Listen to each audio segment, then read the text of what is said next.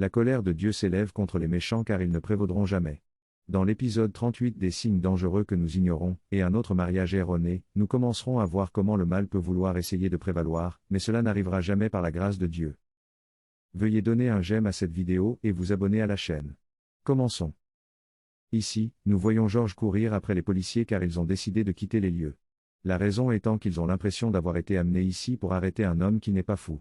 Pendant ce temps, la personne qu'ils accusent finalement est celle qui est folle, mais voici George et Kelly qui essaient d'expliquer les choses en disant qu'Angel va bien, qu'il n'y a rien de mal avec Angel. Elle va parfaitement bien, elle vient juste de rentrer de l'hôpital, quelque chose a dû mal tourner.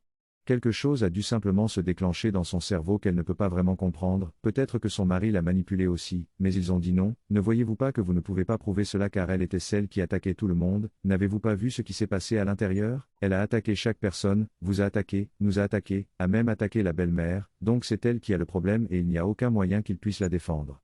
Mais Kelly a dit non, vous devez nous écouter, nous sommes ceux qui sommes venus et vous avons demandé de venir, et nous savons ce que nous disons, c'est notre amie, elle va bien, pourriez-vous s'il vous plaît nous aider à retourner là-bas et dire non. Ils ne peuvent pas faire ça car la personne contre laquelle une allégation est déposée est normale, mais la personne qui a déposé l'allégation est celle qui n'est pas normale, donc ils devraient aller traiter ce cas eux-mêmes. Ils étaient tous perplexes, ils étaient tous abasourdis, ils étaient tout confus et ils ont dû partir. Les policiers ont définitivement dû partir car ils ne pouvaient pas comprendre cette situation. Pour eux maintenant, Kelly est aussi confus, il est aussi agacé car il dit que cet homme, Kizito, a fait quelque chose à Angel qu'ils ne peuvent tout simplement pas comprendre, et il dit que ça ressemble à toujours une étape d'avance, et ils ne sont même pas sûrs si elle est en sécurité. Il a dit non, Angel n'est pas en sécurité, la seule chose qui peut sembler indiquer qu'elle est en sécurité, c'est parce qu'elle porte ce bébé dans son ventre, mais ils doivent trouver un moyen de la faire sortir de cet endroit, c'est la seule chose qu'ils doivent faire en tant qu'amis, c'est la seule chose qu'ils doivent trouver un moyen de faire. Pouvez-vous voir qu'ils sont tous les deux confus car maintenant ils ont amené la police, ils n'ont même pas pu arrêter Kizito. Kizito avait déjà fabriqué des mensonges, essayant de s'assurer que tout est comme ça, et je me dis que c'était censé être un rêve, mais c'est évident que ce n'est pas un rêve, c'est évident que ce n'est pas un rêve car ça devient vraiment bizarre. Je ne peux pas comprendre ça, quelqu'un peut-il m'aider à comprendre pourquoi cette intrigue est comme ça car je n'y arrive pas. Donc, tous les deux se demandaient, et pendant qu'ils se demandaient, la mère de Kizito se demandait aussi, car la voilà qui fait les 100 pas dans le salon et elle se demande ce qu'elle vient de voir. Que s'est-il passé? Elle n'arrivait pas à comprendre, et voici Kizito qui descend les escaliers en souriant et en riant car il a accompli un but particulier. Pendant qu'il riait, la mère a dit qu'elle ne comprenait pas ce qui se passait ici, peut-il lui faire comprendre s'il vous plaît? Elle sait qu'il a dit qu'il avait falsifié des documents et qu'il avait aussi obtenu des preuves pour montrer qu'elle est probablement folle, mais comment se fait-il que ce soit si précis? Il ne lui avait même pas dit que les policiers allaient venir. Elle ne savait rien de ça, mais maintenant les policiers sont venus, il l'a fait descendre et elle confirmait chaque chose sur le papier. Comment a-t-il fait ça? Vous savez, j'ai dit, que pensez-vous qu'il s'est passé? La mère a dit, peux-tu juste m'expliquer, je ne comprends pas comment tu as pu réussir ton acte si bien. Tu sais, j'ai dit, regarde, elle ne comprend pas ces choses. La mère a dit, fais-moi comprendre, je veux comprendre. Il a dit, Angel se comportait, tu sais, en essayant d'être intelligente ces derniers temps. Tu te souviens de la fois où tu m'as dit d'aller à l'hôpital? Tu te souviens de cette nuit-là, j'y suis allé et mes oreilles ont capté quelque chose, et je vais te le partager. Il ne disait pas à la mère qu'il s'était approché de la porte et qu'il écoutait la conversation qui se déroulait à l'intérieur de la chambre. Il s'est arrêté, il a écouté et il a entendu qu'Angel était occupée à dire à Benita qu'elle allait retourner et se battre pour Omar, mais Omar est dans ce pétrin à cause d'elle, donc c'est à son tour de se lever et de se battre pour Omar, et qu'elle allait faire arrêter Kizito.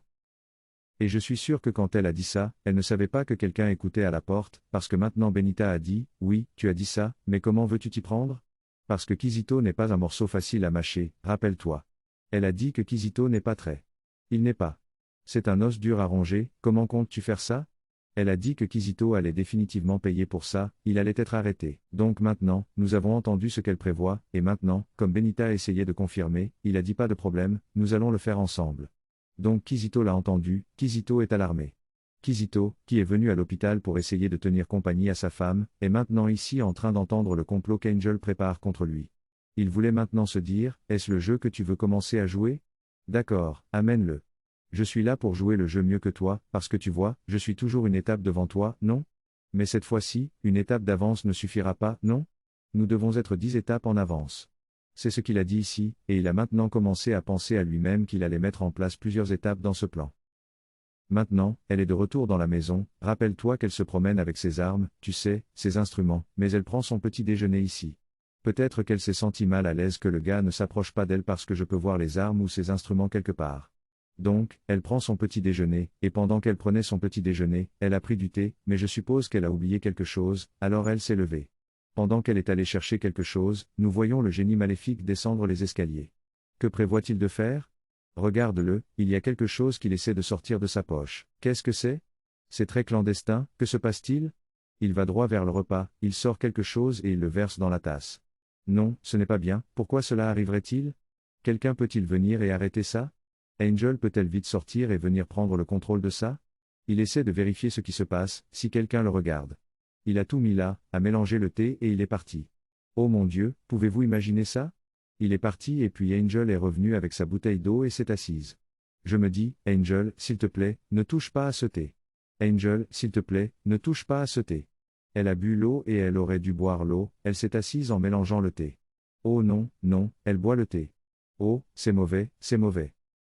C'est exactement ce qui s'est passé. Il a maintenant dit à sa mère, la mère était comme bouche bée et a dit, quoi? Comment as-tu pu faire ça? Elle l'a giflé et il était comme, quoi?